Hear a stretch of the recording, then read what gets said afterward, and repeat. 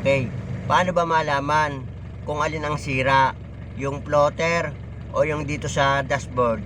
Bali, ang itetest natin ngayon ay yung gauge ng gas o yung fuel gauge. Okay, ganito ang gagawin natin. Okay, bali tinanggal natin yung plotter nya. Ito yung plotter nya, ayan. So, ang linya nya ito.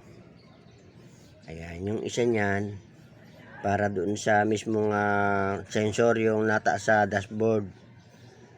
Yung isa niyan para doon sa ilaw na nagwa-warning. Parehong negative yan. O yan o, bali ito.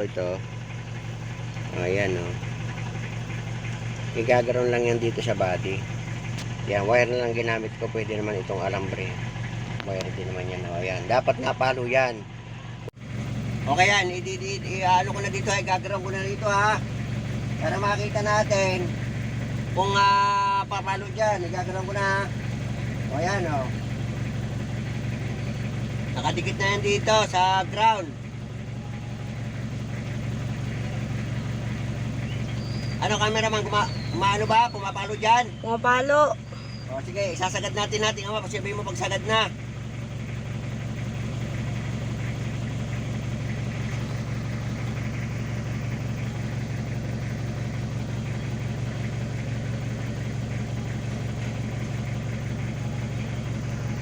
Ano, malayo pa?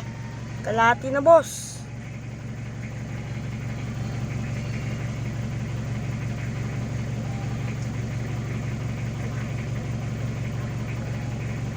Tumataas pa rin?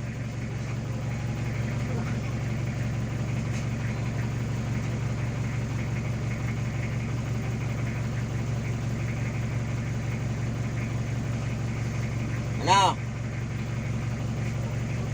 Tumataas pa rin? Oo. O yan, ibig sabihin, buo yung dashboard, buo yung gas sensor dyan. Okay, balik na tayo dito. Okay, ibig sabihin, sira yung ano niya, floater niya kasi marami siyang diesel, pero naka-empty yung harap niya.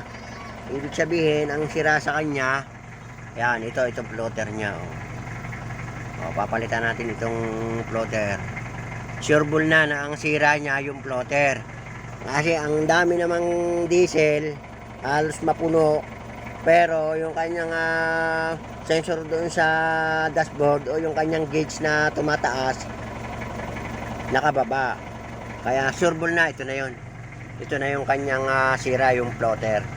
Okay, ganun lang para malaman kung anong sira, kung yung floater o yung kanyang sa dashboard.